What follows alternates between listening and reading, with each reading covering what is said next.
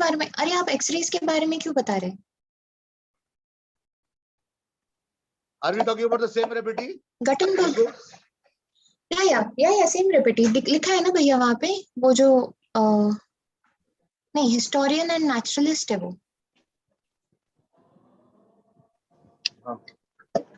नहीं यार, he is writing about the history of Tuscany, Italian है ना, उसको क्या बुलाएंगे? साहेल और सीमा के बारे में समझ में आया। साहेल में क्या था? सिलिका और एल्यूमिनियम। सीमा में क्या था? Sial is the continental crust, right? Silica and aluminium से बना हुआ। Sima is the oceanic crust made up of silica and magnesium, so obviously it is denser ना भैया, magnesium is denser than, I mean heavier than aluminum। तो जो जहाँ पे ज्यादा heavy materials या heavy components या constituents होंगे, वो वाला crust का हिस्सा, और अदर वो वाला जो rock होगा, that should be बैरी के नाम से क्या? किसी के नाम से क्या बैरिस्फीयर? बैरिस्फीयर नहीं भैया, वो लिथोस्फीयर बिकॉज रॉक से बना हुआ, asthenosphere because fluid, and mesosphere मतलब मिडिल वाला, एंड बैरिस्फीयर मतलब सबसे inner core. That is how it works. So barysphere is a core, I mean वो सबसे innermost part of the earth. नहीं, the Gutenberg that we are looking for has to have some relationship with the geography part of life. Why would you name someone who is an inventor?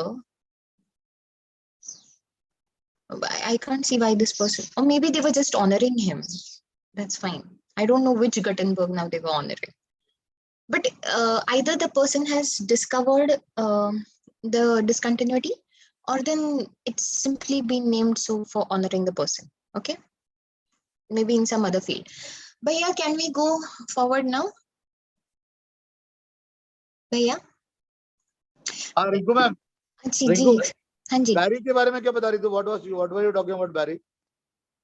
बैरिस्फीयर core को कहते हैं भैया, सबसे innermost portion जो होगा अर्थ का, उसको बैरिस्फीयर कहते हैं। जो मिडिल पोर्शन है उसको मेसोस्फीयर कहते हैं, और जो बाहर का पोर्शन है रॉक से बना हुआ, उसको लिथोस्फीयर कहते हैं। बिकॉज हाँ जी, ओके, ठीक है। Statement 1, fold mountains may be formed by either compressional or tensional forces. Tell me, is this possible to be formed by, is it possible for fold mountains to be formed by either compressional or tensional forces? Is the statement correct?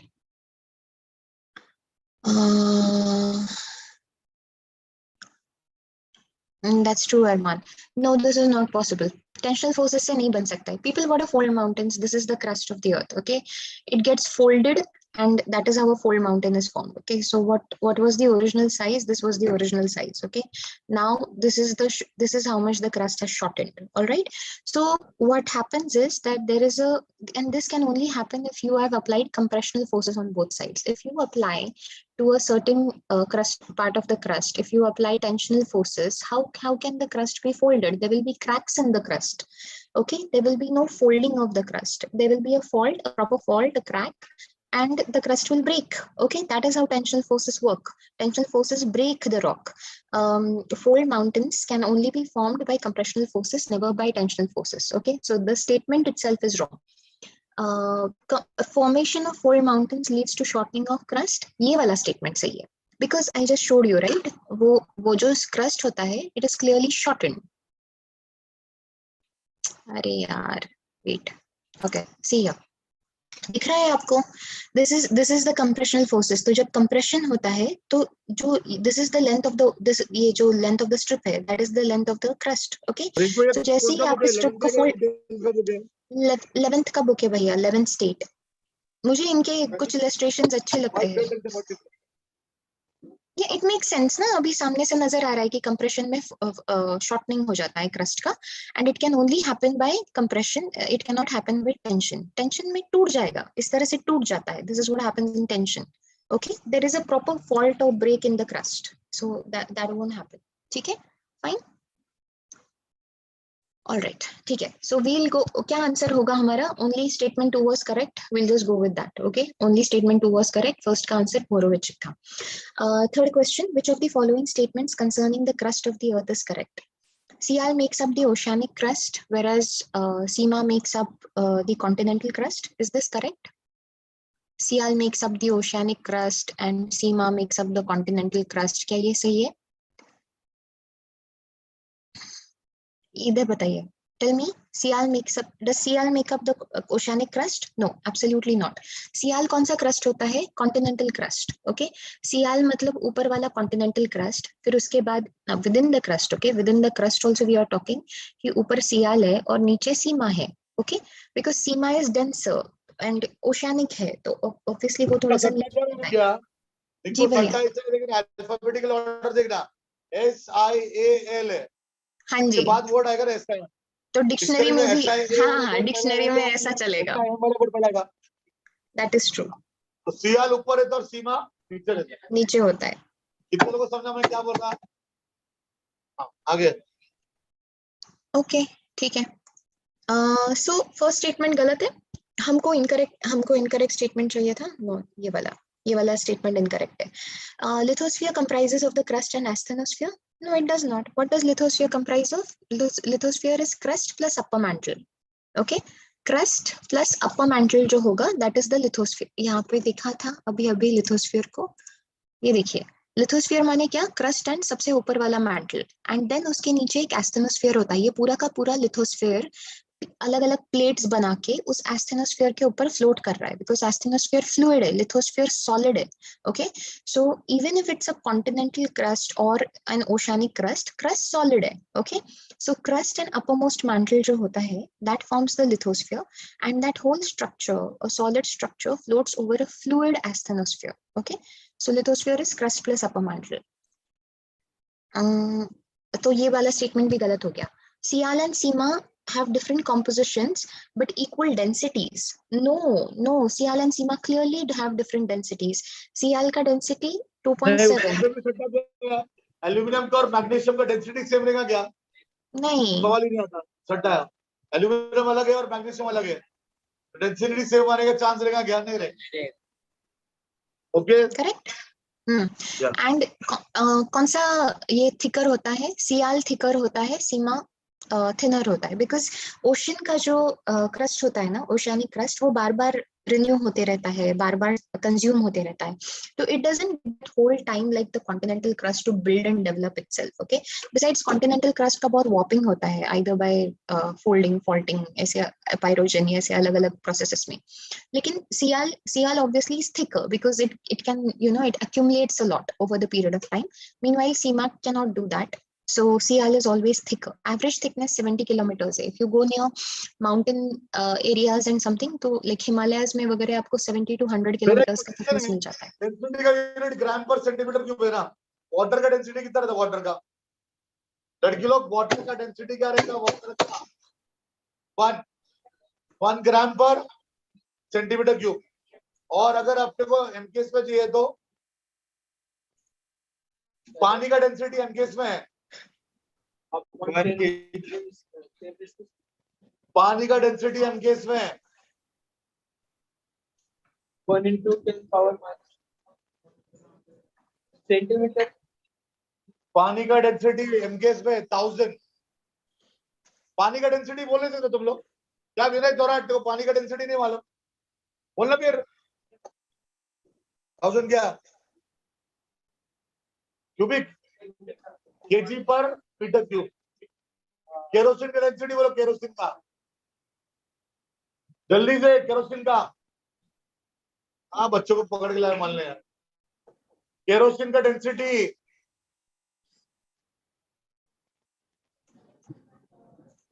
0.8. कितना बोलो? सबको बात करना पड़ेगा. Kerosene का density लिखो. Kerosene का density कितना रहता? 0.8. आइस का डेंसिटी, आइस फ्लोट होता क्या डूबता? आइस का डेंसिटी पानी से कम है, ज्यादा है? कितने लोगों को समझ रहा? पानी का डेंसिटी मैक्सिमम कौन सा टेम्परेचर पे रहता?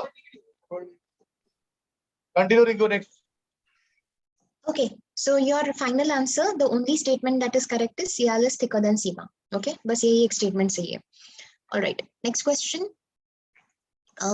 Assertion: the density of earth shows an increasing trend from crust to core. So the question that you have been asked, rather the statement that has been stated here is कि जैसे आप crust to core move करते हो, density increase करता है. Okay, the density keeps on increasing. So crust का density सबसे कम and core का density सबसे ज़्यादा. Do you agree with the statement? Yes, I think it's a fair enough correct statement. Okay, reason, the inner core is solid and outer core is liquid. पहले statement का veracity confirm करते हैं. सही कितना है ये स्टेटमेंट कंफर्म करते हैं. उसका वेरासिटी, उसका स्पेलिंग लिखो. बच्चों को वेरासिटी पता ही नहीं क्या है. ए भाई, वेरासिटी का मीनिंग बोलो. हमने सुना क्या? राइट, वेरासिटी लिखो चैट बॉक्स पे. वो मीनिंग है. Sure. Somebody answered, I think, the question.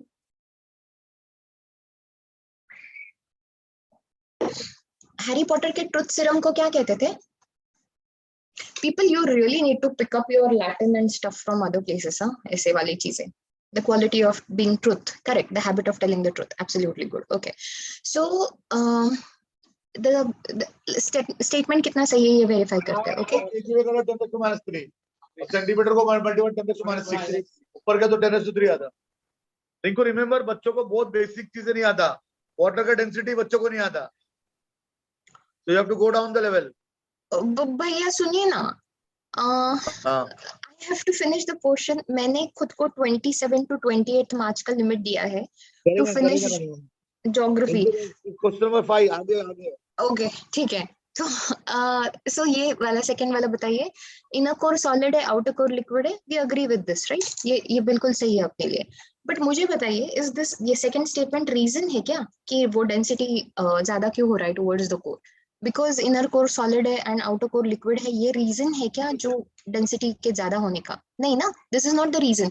In fact ये दोनों स्टेटमेंट्स जो है, both the statements are a different way of stating the same fact. And fact ये है कि डेंसिटी अंदर की तरफ इंक्रीज होते रहता है. आउटर कोर इसलिए लिक्विड है एंड इनर कोर इसलिए सॉलिड है.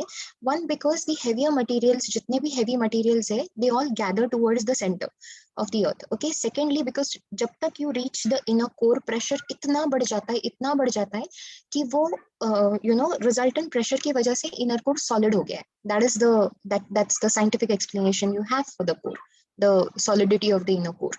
Okay, so ये दोनों statement सही है, but second statement, the reason certainly doesn't explain the assertion part of it. Okay, so this should be your answer, that both A and R are correct, but R is not the correct explanation of A. Are we good, people? Samjha?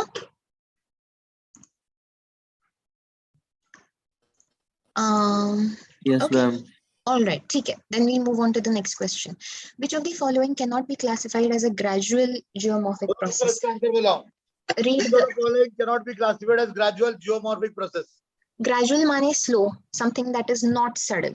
Okay, so focus on the keywords. Denudation, epirogenic movements, earthquake, orogenic. A option. A. चारों नाम पहली बार सुना गया. A option. यार gradual माने not sudden. मैंने आपको hint भी ड्रॉप किया. Gradual meaning not sudden. इसमें से कौन सा ऐसा प्रोसेस? चारों का आंसर क्या? डेन्यूडेशन क्या होता है? डेन्यूडेशन का प्रोसेस माने क्या? अर्थ रिलीफ फॉर्म करता है ना, अर्थ माउंटेन्स वगैरह फॉर्म करता है. डेन्यूडेशन माने वो सारी प्रोसेसेस जिसकी वजह से ये रिलीफ लोअर हो जाएगा, कम होता जाएगा एंड अर्थ वापस दोबारा से फ्लैट होता जाएगा, फीचरलेस होता जाएगा. That is what denudation means. Denude करना मतलब remove everything that was there on the surface of the earth. That is the process, denudation. Okay, ये fast होगा क्या? Will this process be fast enough? No, this will take years and years to happen. The concept itself indicates that the process is going to be very gradual. बहुत slow process होगा. Okay, epirogenic movements जो होती है, that is the process जहाँ पर continents ऊपर नीचे होते हैं. Continents can build और continents subside कर जाते हैं, है ना. Upliftment और subsidence होता है continents का, पूरे के पूरे continents का, मतलब बहुत huge crust, part of the crust का. Okay, so this movement is also not sudden. ये भी suddenly नहीं होता है. Orogenic movements में either block mountains बनेंगे या fold mountains बनेंगे. This movement also cannot be sudden. Okay, ये भी gradual. ये सारे के सारे movements gradual है. इकलौता movement जो sudden होता है वो earthquakes है. earthquakes बता कर आते हैं आप? Can you predict earthquakes? Can you do you have a warning system for earthquakes or anything like that? No, very rarely you don't get that. जी पर होता है कि अर्थक्वेक के मतलब चांसेस पता चल जाते हैं। अच्छा, वो एनिमल्स वगैरह वाला स्कीम बोल रहे हो आप मुझको? यार we I agree we are looking for indicators. Earthquakes भैया, earthquakes. This is the man. Let me go for the actual this. अरे सट्टा है, earthquake तो सडन होता है ना। रिंकू, earthquake राइट है क्या? हाँ बिल्कुल, earthquake sudden होता है। See इसका this, फोटो निकालो, ये मुझे रहे लोग मैंने जो चार्ट दिया geomorphic process. sudden slow movements, diastrophism जिसको हम कहते हैं, those can be slow movements like epirogenic or orogenic. And उसमें फिर आप fold mountains, block mountains जो भी बन रहे हैं, या फिर upward downward movement of continents हो रहे हैं। लेकिन sudden movements are volcanoes and earthquakes. Okay, so that definitely takes, it takes less than a few minutes or seconds to happen, whereas rest of the processes take several thousand years to happen. Okay, so वो difference तो हमेशा रहेगा। earthquakes का warning भी मिला तो भी हमको छोटे छोटे tremors feel होते हैं, so maximum कितने घंटे का warning मिलेगा? 1-2 घंटे का, 1-2 दिन का।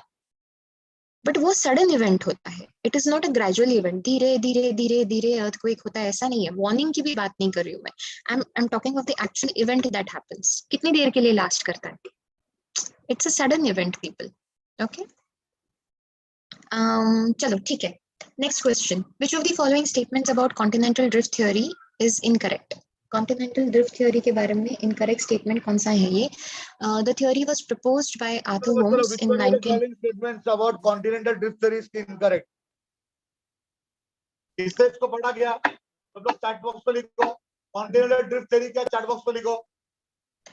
what did the continent sudden movements in continent जो continent breakup हुए थे। Can someone, हाँ जी, yes, तो कॉन्टिनेंट्स के Author नाम, Holmes, ओरिजिनल author जो सुपर Holmes। कॉन्टिनेंट था उसका नाम क्या था? एक सुपर कॉन्टिनेंट था एंड एक सुपर ओशन था, राइट, उसके बाजू में। तो सुपर कॉन्टिनेंट का नाम क्या था? पैंजिया। किससे पढ़ा था? हाँ जी, ओके। एंड उसके बाजू का जो Panthalassa, very correct, okay, Panthalassa was the name of the ocean, right. फिर इन ये पैंजिया टूट गया 2 पार्ट्स में, and what were these 2 parts? हाँ जी, Laurasia and Gondwana Laurasia and Gondwanaland, absolutely correct. And उसके बीच में जो sea था, that came to be known as the Sea of Tethys, है ना? That is how it works. Okay, so we can verify कि first and second and third statement सही है, absolutely correct. इसका एक evidence होता है, major evidence है इस theory का, कि साउथ अमेरिका एंड अफ्रीका के जो शोर लाइन्स है वो pretty much match करते हैं. Okay, see, look at this. ये वाला शोर लाइन देख लीजिएगा, ये साउथ अमेरिका एंड अफ्रीका के, दिस इज, ये वाला शोर लाइन दिख रहा है आपको? Can you make out this difference? Africa, ये रहा अफ्रीका और ये रहा साउथ अमेरिका। इनके जो शोर लाइन्स है ना वो प्रीटी मच मैच करते हैं, जिक्सॉ पजल की तरह। ओके, तो ये हमेशा एक एविडेंस दिया जाता है कि कॉन्टिनेंटल ड्रिफ्ट थ्योरी सही है। Okay, the only problem here in that particular question is who proposed the theory? The theory was proposed by Alfred Wegener in 1912. Okay, question is कि ये theory आर्थर होम्स ने propose किया था। Arthur Holmes is a different theory people, है ना? Arthur Holmes is not that person. Okay, this was Alfred Wegener. That is the only incorrect statement in the sentence. ठीक है, I mean in this question. Good. Okay, आगे move करें। Statement 1, oceanic floor is continuously being created and destroyed, and newer oceanic crust is always found near the seashore closer to the land. ये discuss करेंगे। Oceanic floor continuously create and destroy होता है? हाँ जी होता है, बिल्कुल होता है। Okay, move further downwards. ये वाला देखिए, या फिर ये वाला पिक्चर देख लीजिए। This is a better picture, यहाँ पे देख लीजिए। दिस इज द, ये हमको कॉन्टिनेंटल फ्लोर की बात कर रहे हैं, right? We are talking about the oceanic flow. एक मिनट, या we are talking about the oceanic flow. तो ओशियानिक फ्लोर जो होता है वो कंटिन्यूअसली बनता और बिगड़ते रहता है, अदर कंज्यूम होते रहता है। ओके, तो ये ओशियानिक फ्लोर पता है कहाँ बनता है? जहाँ पे वोल्केनिक रिजेस वगैरह होते हैं, जहाँ पे, क्या भैया? 6 का आंसर क्या था? Sixth का answer A. The theory was proposed by Alfred Wegener. ये नाम कौन है? आर्थर होम्स कौन है? बच्चों लोग आर्थर होम्स ना, आर्थर होम्स की उन्होंने कन्वेक्शनल करंट थ्योरी बताया था। नेक्स्ट, वो ये चारों थ्योरीज वही से है भैया। कॉन्टिनेंटल ड्रिफ्ट थ्योरी के बाद जो थ्योरी प्रपोज किया था कि सारे कॉन्टिनेंट्स मूव क्यों करते हैं, फोर्स कहाँ से आएगा कॉन्टिनेंट्स के मूव करने का, वो फोर्स का जो थ्योरीज थे वो सारे आर्थर होम्स ने दिए थे। So he is the guy. You हाँ जी, तो होम्स की वजह से we have the basis for sea floor spreading, that is true. Though Harry Hess is more associated with sea floor spreading, but Holmes made the, you're right, Holmes made the primary contribution to it, because Harry Hess could build on his theory based on what Arthur Holmes said. So we can go with that particular assumption.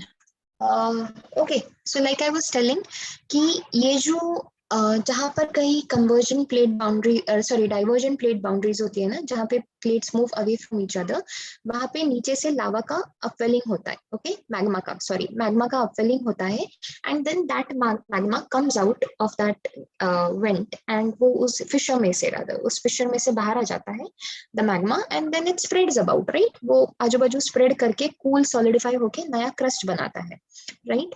Now जब वो नया crust बनाता है तो it starts pushing, ये वाली जो plate है वो उसको कहीं और नीचे की तरफ पुश भी करता है, right.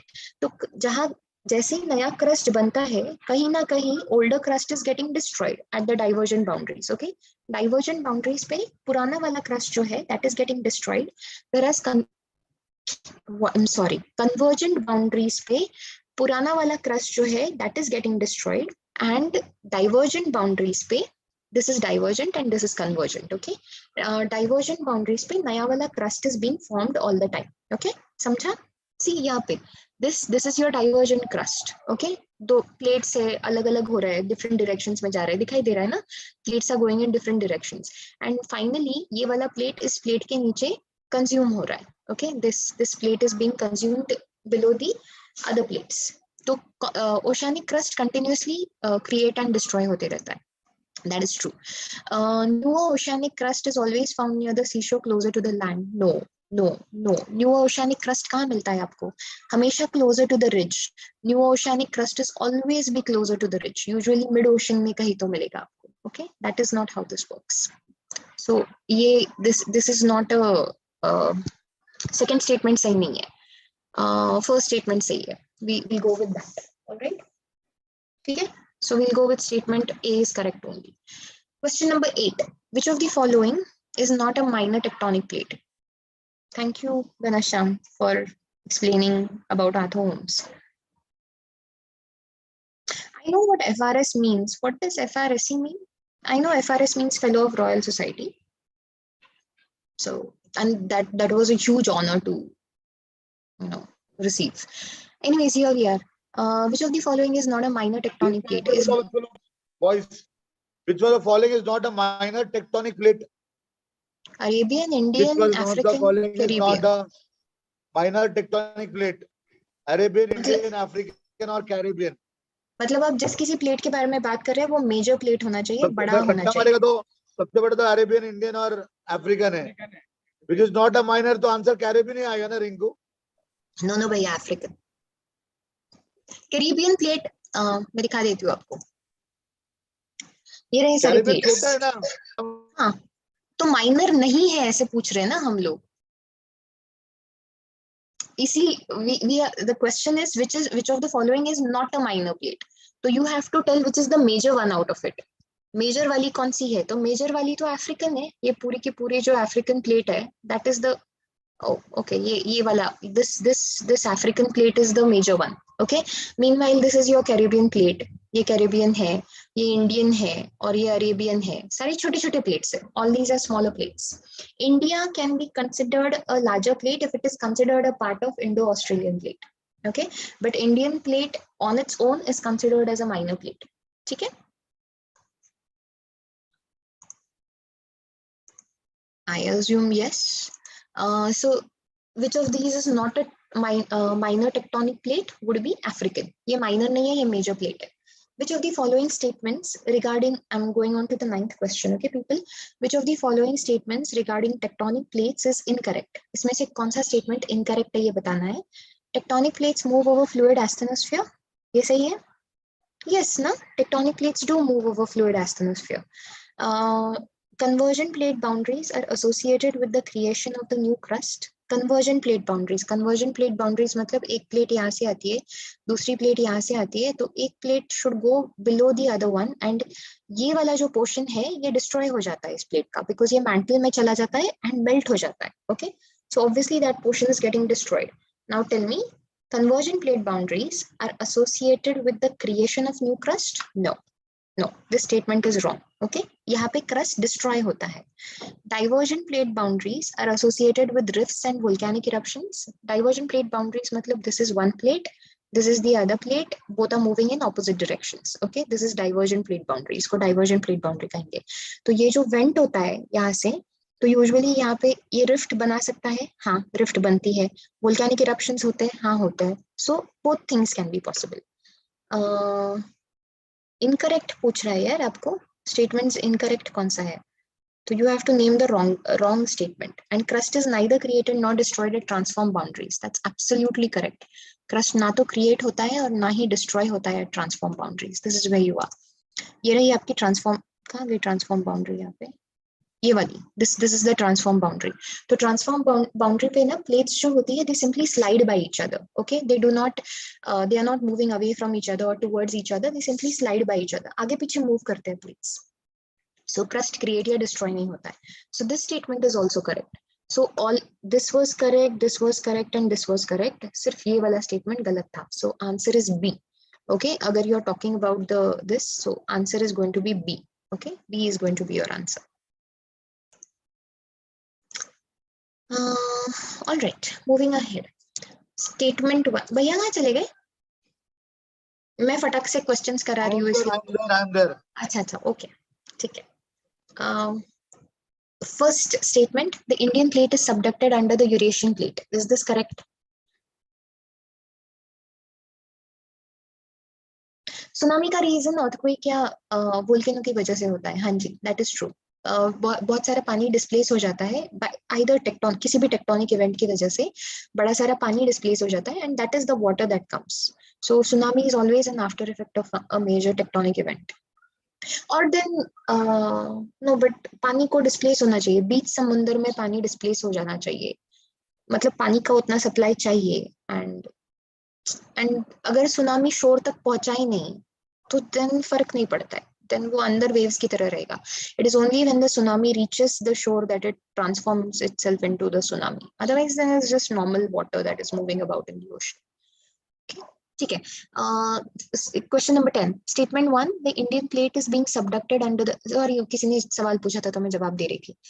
Statement 1. The Indian plate is being subducted under the Eurasian plate. सही है क्या? Indian plate, Eurasian. ये हमको पता है कि ऊपर से यूरेशियन प्लेट है यहाँ पे, this is the Eurasian plate, and यहाँ से नीचे इंडियन प्लेट है. Okay, this is the Indian plate. तो ये इनका ये हो रहा है, like both plates are colliding into each other. Okay, तो ये ऑब्वियसली कन्वर्जन बाउंड्रीज है. This is a conversion plate boundary where two plates come together. Okay, now यहाँ पर अभी obviously if it's a conversion boundary हो गया. और बाकी है, what is epeirogenic movements Rinku? क्या भैया? इंग्लिश का मीनिंग क्या है? एपिरोजेनिक का इंग्लिश मीनिंग क्या है?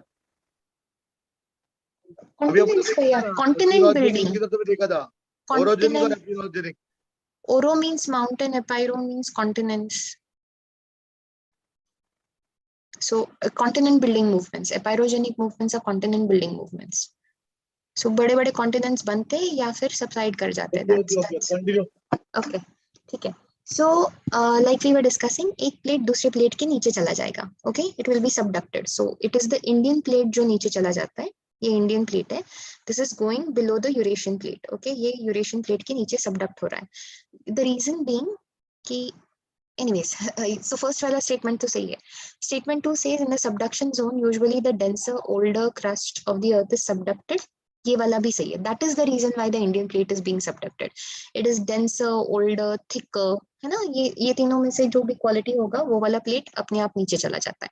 ठीक है, so both statements are correct. 10 का आंसर सी है. अभी एपाइरोजेनिक मूवमेंट्स बताइए.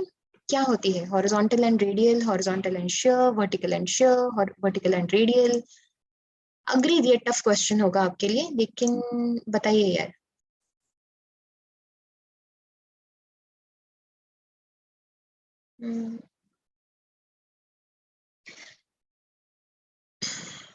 This is your epirogenic movements. Epeirogenic movement बताओ। कैसे मूवमेंट्स होते हैं? कॉन्टिनेंट बनने या बिगड़ने वाले हैं, ओके? मीनिंग पूरा का पूरा प्लेट जो है, continental plate, it is either going to move upwards और it is going to move downwards. इतने दो ही मूवमेंट्स पॉसिबल हो सकती है, okay? Either above the sea level और बिलो द सी लेवल, इतना ही चलता है कॉन्टिनेंट्स का, ओके? सो ये इन मूवमेंट्स को क्या कहेंगे? Vertical movements. See people, you've got to understand कि हमने जो अभी टेक्टोनिक प्लेट के मूवमेंट्स देखे, you know, convergent plate boundaries and divergent plate boundaries and all, those were horizontal movements, right? The plates moving, ये asthenosphere है, इसके ऊपर plates, इसके ऊपर वो प्लेट्स एक साथ हो रहे थे, या फिर एक दूसरे से अलग अलग डायरेक्शंस में जा रहे थे, यार आगे पीछे जा रहे थे, ओके? एक प्लेट यू नो आगे पीछे, like they were moving about, but ये ऊपर नीचे नहीं हो रहे थे। ऊपर नीचे कौन सी केस में होते हैं? एपायरोजेनिक में। एपायरोजेनिक मूवमेंट्स में the entire plate either move upwards above the surface of the sea or below the surface of the sea, okay? तो ये वाले सबसाइड करने के या अपलिफ्ट होने के जो मूवमेंट्स होते हैं, वर्टिकल मूवमेंट्स है। So the movement is vertical and clearly radial, because radius of the earth के डायरेक्शन में काम करते हैं, they move along the radius of the earth, है ना? So those will be called as vertical and radial movements. याद रहेगा? Okay, so these movements are vertical and radial, okay? Answer should be D, केवल answer होना चाहिए। एपैरोजेनिक will always go with vertical and radial, ऐसा बोलेगा ना? हाँ जी भैया, एपायरोजेनिक movements are always vertical and radial, ठीक है? Next question. Orogenic movements are responsible for the formation of both fold mountains and block mountains. Orogenic movements में क्या सिर्फ fold mountains बनते हैं या block mountains भी बनते हैं या एक ही बनते हैं?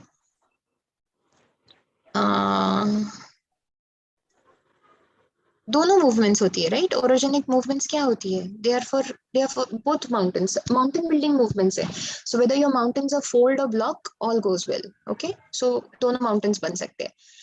Can be due to compressional or tensional forces. Orogenic means mountain building. So yes, mountains can be formed by either compressional or tensional forces. All right?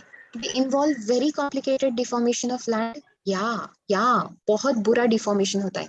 See people, if you consider pyrogenic movements, जिसमें पूरा का पूरा continent ऊपर हो रहा है, मतलब it's either up being uplifted or it's subsiding, subsidence हो रहा है उसका, उसमें बहुत ज्यादा डिफॉर्मेशन नहीं होता है, ऐसा हल्का सा वॉर्पिंग हो जाता है लैंड का। ऑन दी अदर हैंड जब ओरोजेनिक मूवमेंट्स होती है तो देखा है माउंटेन्स कैसे बनते हैं, किस तरह के माउंटेन्स होते हैं, इस तरह के माउंटेन्स होते हैं वो। या फिर ब्लॉक माउंटेन्स में ऐसा पूरा का पूरा एक माउंटेन नीचे, ये नीचे उसका ग्रैबन बना है and all that sort of thing. So ये होस्ट है, ये ग्रैबन है, ऐसे टाइप्स में। So this is solid deformation, okay? बहुत बुरा कॉम्प्लिकेटेड डिफॉर्मेशन हो जाता है लैंड का। We agree with that also. Orogenic movements are slower than epeirogenic. ये सही है क्या कि ये मूवमेंट्स एपायरोजेनिक मूवमेंट्स से भी स्लो होती है? आगे how can they be possible? Continent building में ज्यादा टाइम लगता है,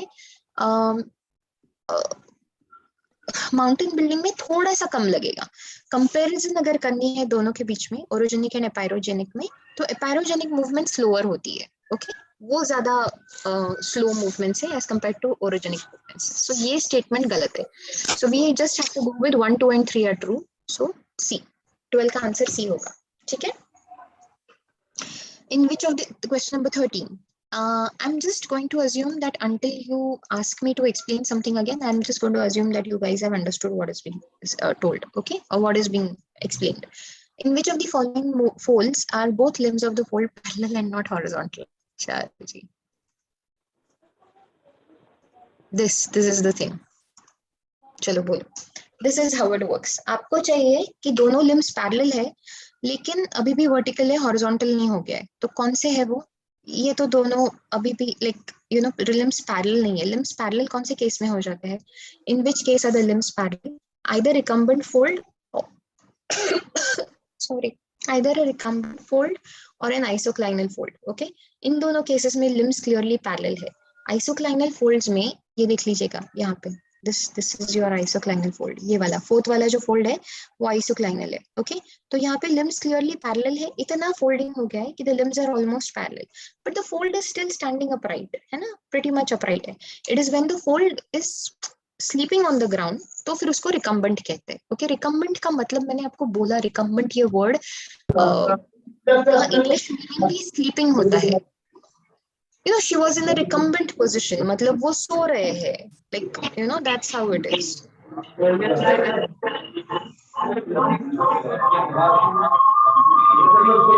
यार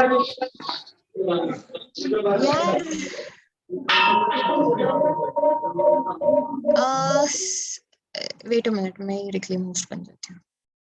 Okay, thank you for all those people who muted themselves.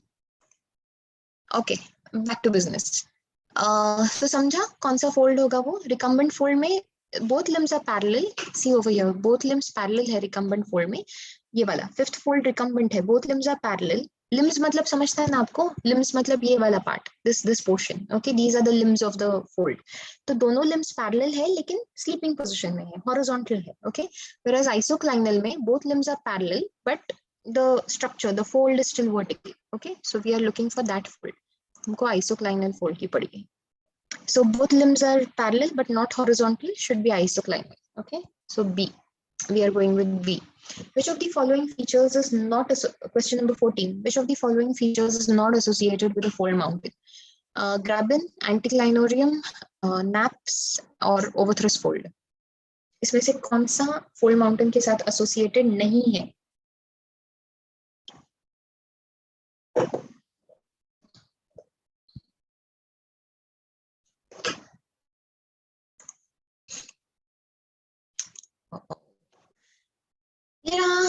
ये रहा है नैप्स। नैप्स क्या होते हैं? इतना ज्यादा फोल्डिंग हो जाता है कि ऊपर का सेक्शन टूट के कहीं और चला जाता है, several kilometers away, it is thrown several kilometers away where it does not even match the lower structure that it is being thrust upon or placed upon, okay. So clearly naps fold mountains के साथ associated है। एंटीक्लाइनोरियम भी इतना ज्यादा folding हो जाता है, various intensity का irregular तरह से फोल्डिंग हो जाता है कि the whole structure looks like an anticline लेकिन it has a multiple folded structure, okay. So multiple times folded ऐसा structure होता है, so that's an anticlinorium। ये वाला जो नजर आ रहा है that's an anticlinorium clearly. So this is also a part of fold mountains, okay. Overthrust folds are also one specific type of a fold where the fold gets folded so much, इतना ज़्यादा fold हो जाता है कि it is clearly broken and one limb is pushed upon the other limb, okay. So that is also this. Graben clearly ये नहीं है, graben यहाँ पे आता है। graben क्या होता है people? graben ये वाला पार्ट है, ऊपर जो ब्लॉक माउंटेन से रिलेटेड होता है, वो जो अपलिफ्टेड पोर्शन होता है क्रस्ट का, that is called as the host, and जो you know subsided या downlifted downward portion होता है which is a valley, rift valley, उसको कहते हैं graben. So grabens are associated with block mountains, okay, and not with fold mountains. So सिर्फ यही एक problem, graben, that is associated.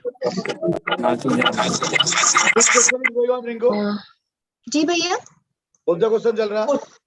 14th क्या? Now on to the 15th question. So the following feature is not associated with a fold mountain.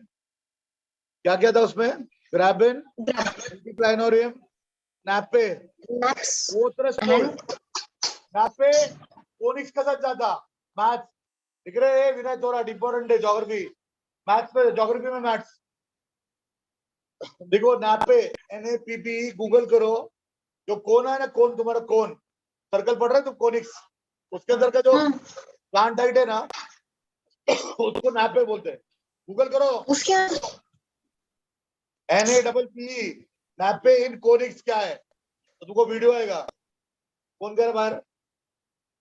Side से बोलेगा। Next question Rinku, which of the following statements about block mountains is incorrect?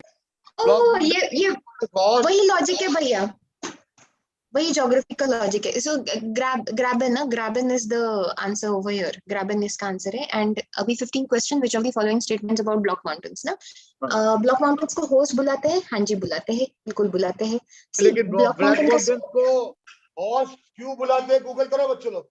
देखो एक बात बता रहा, Google से जो पढ़ाई है ना, अभी मेरे अगर लेक्चर रिंकू मैम का नहीं भी गया लेकिन क्वेश्चन से डिस्कस करा ना, ऑटोमेटिक मेरा नॉलेज बढ़ेगा। तुम नेगेटिव मत जाओ। तुम अगर होस्ट का मीनिंग मिलेगा ना, वो कीवर्ड सर्च करो, तुम्हारा नॉलेज बढ़ेगा। जैसे फॉर एग्जाम्पल मेरे को ज्योग्राफी नहीं आता, लेकिन मुझे मैथ्स में नापे मालूम है, तो नापे से मैं सट्टा लगा सकता।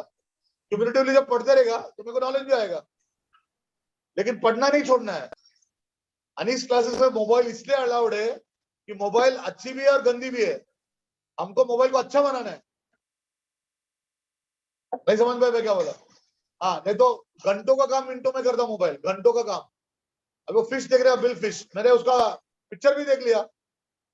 वो टीचर कब ड्रॉ करेगी, वो कब बताएगी। ऑनलाइन क्लास के एडवांटेज भी है, डिसएडवांटेज भी है। एडवांटेज क्या हो ना, होस्ट क्या होता है? हाँ, नापे देखा क्या? नापे एक कोनिक सेक्शन है बैच, जो आरबाज सर सिखा रहे अभी तुम्हारे को, उसमें नापे क्या होता है चेक करो, एग्जाम आया है। ये रहे ब्लॉक माउंटेन्स। ब्लॉक माउंटेन्स में क्या हो जाता है, the crust is either by tensional or compressional forces is pulled apart, and because of that, or rather a crack develops. Okay, not necessarily it's pulled apart, but a crack develops, and or two cracks develop. Fault develop होता है properly along the fault, then the fault widens or the crack widens, and one portion either is thrown upwards or one portion is thrown downwards. Okay, लेकिन दोनों के बीच में कोई तो vertical relative movement होता है दोनों के बीच में। Okay, both portion of the crust के बीच में। तो जो नीचे डाउनवर्ड थ्रोन पोर्शन है, और अदर जो नीचे वाला पोर्शन होता है, that is called as a graben और रिफ्ट वैली। राइट, यहाँ पे नजर आ रहा है, इसको ग्रैबन या रिफ्ट वैली कहते हैं। और जो अपलिफ्टेड पोर्शन होता है उसको होस्ट या ब्लॉक माउंटेन्स कहते हैं। ओके, ये दोनों जर्मन वर्ड्स है आई बिलीव।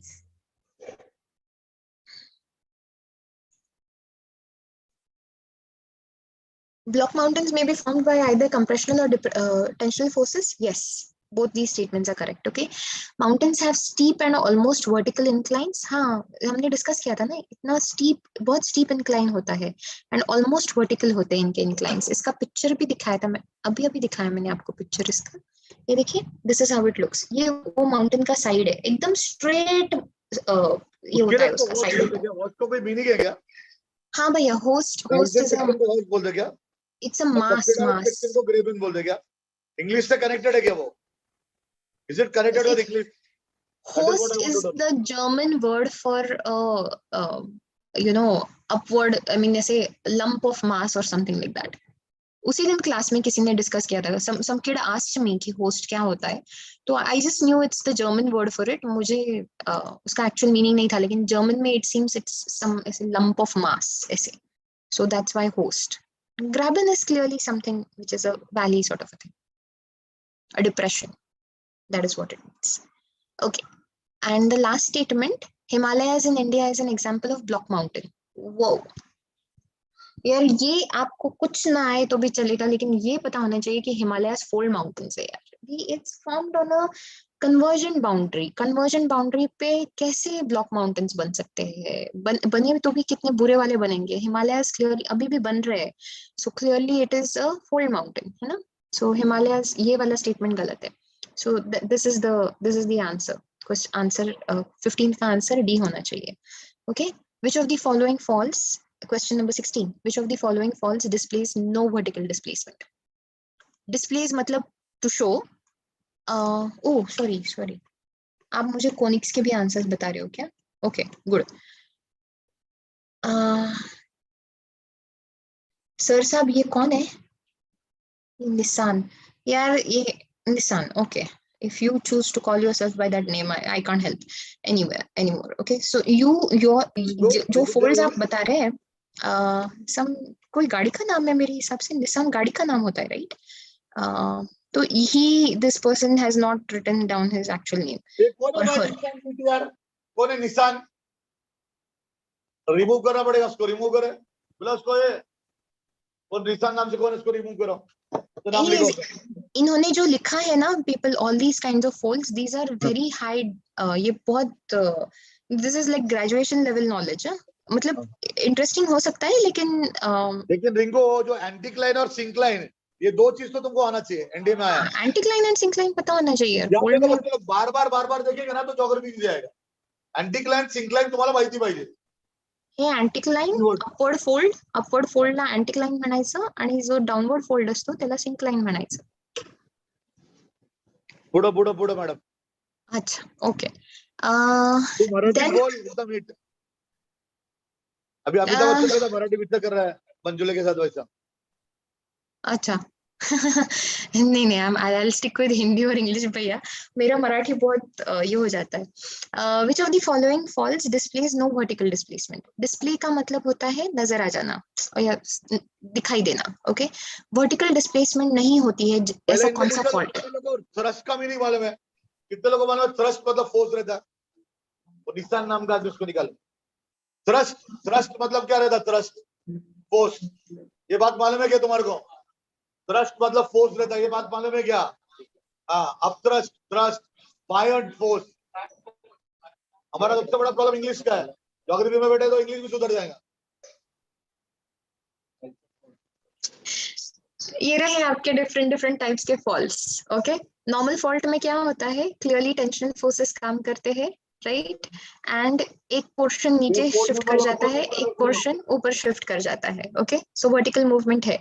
रिवर्स फॉल्ट में कंप्रेशनल फोर्सेस काम करते हैं, एक फोर्स यहाँ से एक फोर्स यहाँ से, अपवर्ड मूवमेंट हो जाता है, एक दूसरे ब्लॉक का डाउनवर्ड, रादर एक ब्लॉक का अपवर्ड मूवमेंट होता है. That's better. Once again vertical movement मिलेगा. थ्रस्ट फॉल्ट में इतना जोरदार टेंशन कंप्रेशनल फोर्सेस काम करते हैं कि वंस अगेन ये फॉल्ट पूरी तरह से ब्रेक करके एक वाला section, the upper section of the crust is actually pushed upon the lower section of the crust, thrust upon the lower section of the crust. Okay, that's the thrust fault. This is the thing that you were looking for. You are talking of the strike slips fault. Okay, strike slip fault में clearly vertical movement नहीं होता है relative to each other. एक दूसरे से related vertical movement नहीं होता है, आगे पीछे का movement हो रहा है, slide कर रहे वो एक दूसरे के along. जैसे transform faults में slide करता है ना tectonic plates, वैसे slide कर रहे वो, आगे पीछे slide कर रहे. Okay, those are called as strike slip faults. All right, that is the only fault जिसमें vertical movement नहीं होता है. So this is it. मैंने ये सब कुछ सिखाया है people, so I'm just going through the questions very quickly. All right, next. Which of the following statements is correct? इसमें से कौन सा statement correct है? Asthenosphere is the main source of magma. Yes, absolutely yes. Asthenosphere is the main source of magma in all volcanic activities. वही से आपका सारा magma आता है. Magma is molten rock, so asthenosphere से आता है वो. Extrusive igneous rocks are called as plutonic. No. Plutonic rocks कौन से होते हैं? मैंने आपको इसका रेफरेंस भी दिया था. Pluto is known as the king. Pluto in mythology is known as the king of hell, underworld. He is known as the king of. बताओ रिंकू, ये मतलब पता ना? जी भैया. 70 वाले का एस्टिनोस्फीयर मतलब क्या? लिथोस्फीयर के नीचे जो होगा लेयर उसको एस्थेनोस्फीयर बोलेंगे. और प्लूटोनिक का मतलब क्या है? हमने पढ़ा रॉक टीवी टाइप का, तो प्लूटोनिक रॉक कहां से आया? नहीं, प्लूटोनिक इज अच्छा एक्सक्लूसिव का उल्टा इंक्लूसिव. रिंकू मैम के क्वेश्चन में भी सिनोनिम एंटोनिम रहता. एपिरोजेनिक और ओरोजेनिक. फिर वो क्या है? बैथोलिथ. लिथ तो मतलब क्या है? बच्चों को बताओ ना. लिथ मतलब रॉक के बारे में बताना. ओके, प्लूटोनिक का एक्सप्लेनेशन मैं आपको दे रही थी. Pluto in Roman Greek mythology is no, I don't know which one. He is known to be the king of underworld, king of hell. Okay, so plutonic has to be something that is below the surface of the earth. Please remember that. So it cannot be extrusive. मेरे को भी देखना है तेरे को. तू कब आ रही? भैया मैं can we have this discussion later? But people want you to come offline. Yours is the only lecture which is going online. People don't know who you are, so they want to see. I come and show my face. ऐसा मालूम बनाऊंगा ना लोगों को, तो आ तो सही. हाँ, एक बार तो फिर बाद में देखो बात करें. मैं एक बार आके चेहरा दिखा दूंगी अपना. Okay, so plutonic will always have to be something that is below the surface. Extrusive rocks have to be those that lie above the surface. Okay, so extrusive rocks को plutonic नहीं कहते. All right, एक minute. Intrusive rocks को कहते हैं. A facholith is a horizontal. Platonic relation भी समझाना चाहिए.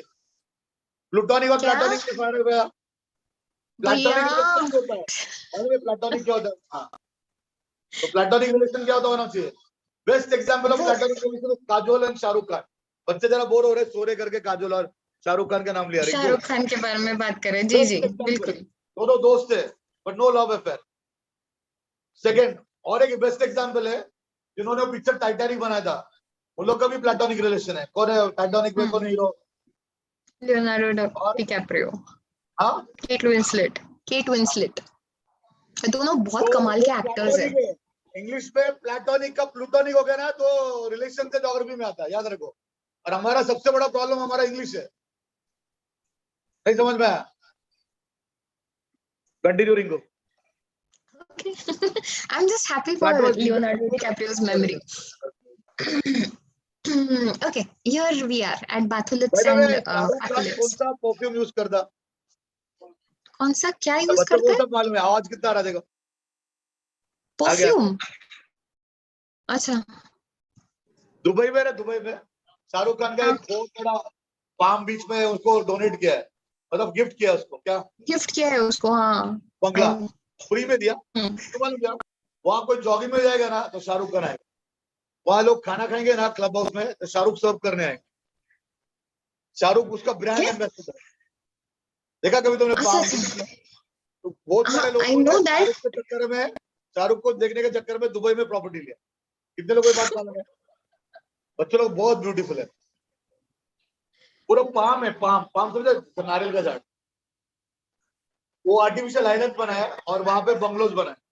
और वो वहां पे कभी भी आता, फ्लाइट में आता, याच में आता, तो लोग उसको देखेंगे इस चक्कर में उधर घर बनाए लोगों ने. घर ही खरीद. Continue. I understand. I'm a fan, but I can't like. Okay, ठीक है, no problem. Facholiths को समझ लीजिए people. These are हमको दो ये मिले थे वहाँ पे facholiths. Okay, तो facholiths जो होते हैं वो intrusive landforms है. Intrusive मतलब जो जमीन के नीचे बनते हैं. Okay, so ये पूरा batholith sponsor करता है उसको, all these landforms को, because वो batholith उसको continuously magma provide करता है. Now ये जो facholiths है ना, वो ऐसे anticlines and synclines के फॉर्म में बनते हैं. Okay, एक saucer shape जो होगा वो बनता है लोपोलिथ. Okay,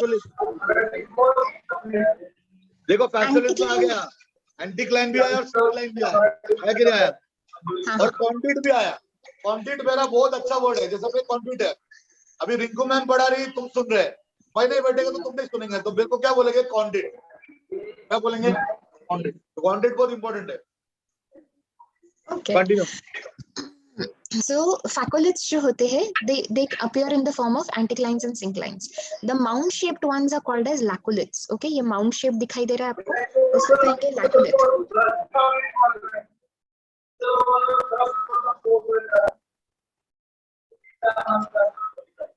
क्या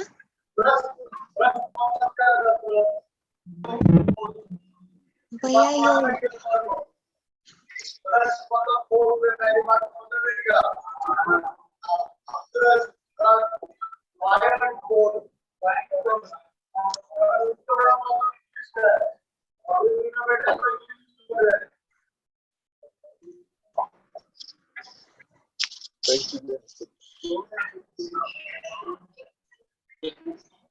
यार ये संकेत साहब आप चुप हो जाइए.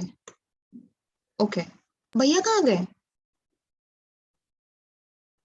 Rinku I am there. Continue. अच्छा, you're here. Okay, ठीक है, चलेगा. So the saucer shaped structures, intrusive rocks are called as lopoliths. Okay, जो horizontal होंगे उनको कहेंगे silts, जो vertical होंगे उनको कहेंगे dikes. Okay, so इस तरह के different structures बनते हैं. Those are the intrusive landforms. All right, so here we are. Shall we go ahead and say कि facholith is a horizontal saucer shape? No, that was a lopolith, right? So facholith नहीं है वो. And समझ रहे हो बच्चों का problem क्या है? इंग्लिश है. अभी तेरे एक क्वेश्चन में है, इतना खतरनाक वर्ड्स है ना, बच्चे वो देख के नींद आती उनको. एस्टिनोस्फियर, this is magma, volcano, extrusive, igneous, plutonic. अभी क्या? फैसोलिथ, saucer shape, intrusive, batholith. ये मेरा इंग्लिश नहीं है, ये प्रॉपर टेक्निकल डेफिनेशंस है उनके. Yeah, I can understand. Nico, I was telling you that. या नहीं, मैं इसलिए बता रही हूँ क्योंकि ये मैंने कोई बोला कि ये किसी के भी रिंकू नोट्स दीदी में अभी आने वाली है, ऑफलाइन तो पढ़ाएगी सब। भैया continue, next question. It is ready. Okay. Batholiths are exceptionally large accumulations of basalt. Basalt का तो नहीं है, वो granite का accumulation है. It cannot be an accumulation of basalt. Okay? क्योंकि it is basalt जमीन के ऊपर बनता है, granite जमीन के नीचे बनता है. जब rocks solidify होते हैं ना, तो basalt is usually something that's formed above the surface of the earth. Alright? So that's the thing. चलेगा? तो हमको इसमें से correct statement कौन सा होगा अभी अपना? Which statement is correct? Only the first one. Okay, we can only go for the first one. All right. Question number 18. Acid lavas are dark colored and considered hottest. Oh, no. That is basic. That is basic lava. Basic lavas dark colored and considered the hottest lavas. Where were we? ये वाला. Okay, ठीक है. Go ahead with this. This is your thing. Basic lavas जो होते हैं वो easily flow करते हैं, extremely hot temperatures के होते हैं and dark colored होते हैं, okay? Because they are rich in magnesium and iron but very poor in silica. On the other hand, acid lavas जो होते हैं इसका क्या उसमें कट्टा मीनिंग है रिंकू? जी देखो भैया, बच्चों, कट्टा क्या, बेसिक लावा, लावा समझते ना? तो बेसिक लावा में क्या रहता? वो डार्क कलर क्यों रहता? कि उसमें आयरन रहता, आयरन और मैग्नीशियम का कलर ही डार्क रहता. ये बात कितने लोगों को मालूम? acid lavas भी और iron acid and lava magnesium dark contain colour करते रहता हैं. क्योंकि उसमें सिलिका ज्यादा रहता. क्या रहता? सिलिका है, उसमें मट्टी. सिलिका ज्यादा है मट्टी समझता है, SiO2. तो वो लाइट कलर्ड होगा समझ एंड में आ गया? चिपचिपा ये होगा. रीडिंग तुम्हारा होना चाहिए. तुमने पढ़ा नहीं करके तुमको टेंशन आता. पढ़ा तो बहुत इजी हो. यार विस्कोसिटी पता है ना आपको, वो ज्यादा विस्कस होता है. You फिजिक्स का studied विस्कोसिटी that in पता है? physics. उसके ऊपर भी रहता. लावा जो निकलता विस्कस निकलता ना. कल जितना भी बताया तुमको विस्कोसिटी मैं. ज्यादा क्या उतना फ्लो करने का possibility come. Unit of coefficient of viscosity. मुलांनो बाळांनो सगळं कनेक्टेड असतं, फक्त आपल्याला लक्ष द्यायला लागतं. आगे. Okay, so this is how it works, all right? So we are discussing कि acid lavas dark colored and hottest lavas होते हैं. नहीं, वो basic lavas होते हैं. Basic lavas are highly fluid and rich in silica. Highly fluid तब ठीक है, rich in silica content नहीं बोल सकते. So दोनों statements are incorrect. Okay, both statements are incorrect. We'll go with that option. ठीक है. Next वाला बताइए मुझे. 19th question. The Hawaiian group of volcanoes belongs to the category of. Hawaiian group of volcanoes कौन सी category को belong करते हैं? ये this is your Hawaiian group of volcanoes. ये कौन सी कैटेगरी को बिलोंग करते हैं? चलो बताइए. दिख रहा है ना? Hawaiian group of volcanoes belong to which category of volcanoes? Saurabh. Okay. Hawaiian group of volcanoes will belong to the shield category. Shield volcanoes की कैटेगरी को बिलोंग करते हैं. They belong to the category of shield volcanoes.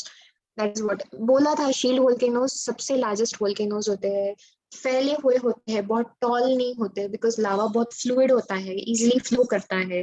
So large mass, very large mass, very widely spread, but they do not achieve a very high height. बहुत ज्यादा toll नहीं होते. Okay, that's the thing with shield volcanoes.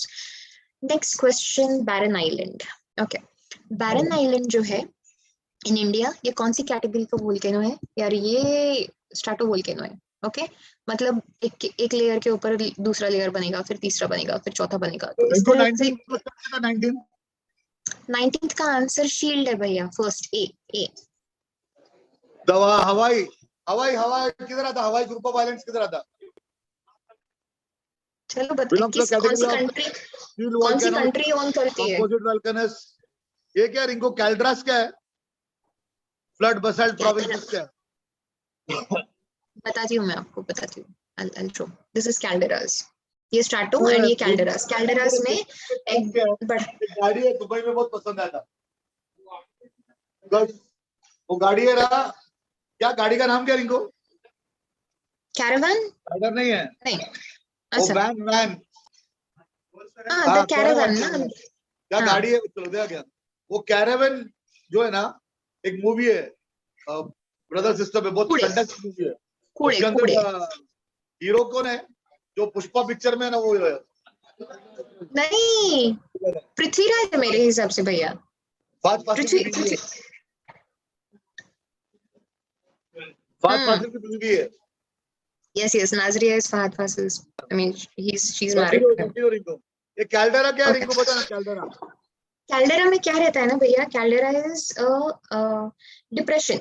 एक वो volcano बहुत explosively जब फूटता है ना, जब एक्सप्लोड होता है, इरप्ट होता है, तो वो खुद ही खुद में गिर जाता है। The volcano because of that explosion it falls into itself and creates a huge depression. नीचे से वेंट जो होता है वो सील हो जाता है, ये वाला वेंट जो है ना वो बहुत जल्दी से कंजील हो जाता है लावा एंड सील हो जाता है एंड ऊपर ना मिनी ऐसा गड्ढा बन जाता है, प्रॉपर डिप्रेशन इज फॉर्म्ड, जिसमें बाद में पानी भर जाता है, तो वो कैल्डेरा लेक्स बुलाते हैं। So people can go there for actual tourism and stuff like that. So वो होते हैं calderas. Okay, barren island we discussed, stratovolcanoes है। Icelandic type का ये बताइए मुझको, इरप्शन कैसा होता है? ये क्वाइट होता है। आइसलैंडिक टाइप का इरप्शन जो होते हैं ना वो बहुत क्वाइट होते हैं। See look at this, Icelandic type का इरप्शन सबसे क्वाइट, फिशर जैसा वगैरह। आइसलैंड को देख लीजिए, चुपचाप चलता है, राइट, सब कुछ वो वोल्केनो वगैरह। सो Icelandic types of eruptions are considered to be the quiet and least explosive type. ये वाला sentence सही है। Plinian type of volcanic eruptions are characterized by the similarity to the explosion of European Mount Plinus in first century. ये सही है, ये सही है, ये सही है। माउंटेन का नाम गलत है। It is Vesuvius. विसुवियस नाम का माउंटेन था जो 79 एडी में इरप्ट हो गया। उसने एक पूरे शहर को खत्म कर दिया। पॉम्पे नाम का एक फेमस सिटी था, उसको completely, like it was an actual this जिसपे like very less people survived. So that was that eruption. It's supposed to be one of the deadliest eruptions ever, most scary eruptions ever. Okay, so the name of the volcano was Vesuvius. That's the name of the volcano. So first statement sahi hai, second nahi hai. We'll go with option A. 21 ka answer should be A. Okay, theek hai? Next question. I really need to finish this. Explosive mountains of superheated steam and hot water. So explosive fountains of superheated steam and hot water are termed as, क्या कहते हैं? Explosive fountains of superheated steam and hot water. Geysers, है ना? Geysers कहते हैं उनको. Okay, they are called as geysers. All right. Next question. Which of the following places is associated with geothermal or volcanic activity? इसमें से कौन सी place are associated with geothermal and volcanic activity? Rotorua district in New Zealand, absolutely yes. वो वहाँ पे बड़े सारे आपको hot springs मिलते हैं. New Zealand itself lies on the North Island of New Zealand itself lies on the Pacific Ring of Fire, and hence it does exhibit a lot of volcanic activity. Kamchatka Peninsula, once again, Pacific Ring of Fire does exhibit a lot of volcanic activity. Okay, Yellowstone National Park, वो अभी जो geyser आपको दिखाया वो वही का था। Sorry, यहाँ पे नहीं, यहाँ पे जो गीजर दिखाया आपको, दैट इज, ये जो गीजर दिखाई दे रहा है picture, that is Yellowstone national park. इसका, इस गीजर का एक नाम है ओल्ड फेथफुल, बिकॉज ये बहुत रेगुलरली इरप्ट करता है। That's the logic. Kullu in India, yes, it is very famous. मेरे पास पिक्चर है इसका। This is the thing. Manikaran Sahib नाम का एक फेमस गुरुद्वारा है हिमाचल में, कुल्लू के पास, कुल्लू डिस्ट्रिक्ट में। Okay, so this is the hot spring, ये वो हॉट स्प्रिंग है, एंड तो यहाँ से धुआं वगैरह आ रहा है। Okay, and this is that river, Parvati करके एक रिवर है। सो वो रिवर है यहाँ पे, and you can see how scary the river is. तो एक बराबर एक दूसरे के बाजू बाजू में मिलता है आपको, and that's how is this hot spring is considered very healing powers है इसके, ऐसे माना जाता है। सल्फर बहुत निकलता है यहाँ से, so it is supposed to be good for skin ailments and stuff like that. So yes, certainly आपको कुल्लू में भी मिलता है फिर ये। So Kullu, all these areas do exhibit geothermal or volcanic activity. Okay, 24th question. Which of the following volcanoes has earned the sobriquet lighthouse of the Mediterranean? So sobriquet का मतलब होता है a title or a nickname or that sort of a thing. So how do we call Sachin Tendulkar little master or god of cricket? That's a sobriquet, right? So lighthouse of the Mediterranean, ये किसको बोलते हैं? Stromboli बार बार erupt होते रहता है, frequent eruptions होते रहते हैं। तो इतनी दफा इरप्ट होता है वो कि जब सब कुछ शांत होता है and the whole Mediterranean looks like pretty dark and black, तो ये बीच बीच में erupt होते रहता है. So because of that, it's called as the lighthouse of the Mediterranean. Okay. And the last question, I'm going to take another minute to finish this off. Which of the following statements about Anak Krakatau are correct? Okay, correct कौन से है इसमें से? Anak Krakatau is an Indonesian volcano lying in the Malacca Strait. ये problem है. ये Sunda Straits में lie करता है. Java and Sumatra के बीच में जो water body है, वहाँ पर that is called as Sunda Straits. Okay. अभी ये वाला ये मुश्किल है. ये जगह दिखाई दे रही है आपको? Can you make out this place? That is the place. यहाँ पे अनक क्रकताउ है. Okay. Java and Sumatra islands के बीच में जो वाटर बॉडी है, वहां पर एक आइलैंड है, क्रकताउ करके आइलैंड है. तो that's the island that we are talking about. And वो जो आइलैंड है ना, उस पे पहले एक बड़ा सा वोल्केनो हुआ करता था, दैट एक्सप्लोडेड, जिसकी वजह से वो आइलैंड भी काइंड ऑफ टूट गया. ओके. एंड देन उसके रिमेन्स पे, उसके रूइंस पे एक छोटा सा और वोल्केनो बनने लगा, because it does exhibit volcanic activity, right? And this volcano has been rising since a long time, and this is called as that smaller volcano is called as Anak Krakatau. Anak Krakatau in the local language means child of Krakatau. Okay, the son of Krakatau. So that is where it comes from. So ये वाला statement सही है कि Anak Krakatau has risen as a caldera from the destroyed remains, and the frequent volcanic activity also prompted a deadly tsunami. ये भी सही है. So we are going with correct क्या है? Answer B, option B. Okay, that's your answer. Second and third statements are correct. It does not lie in the Malacca Straits. Malacca Straits Indonesia and Malaysia के बीच में lie करते हैं. Economically बहुत important route है, लेकिन वहाँ पे Anak Krakatau नहीं lie करता है. Anak Krakatau lies in the Sunda Straits. Are we good? Okay. Thank you very much for joining me. I'm going to end this lecture now. So take care and bye bye. Stay safe, people. Bye.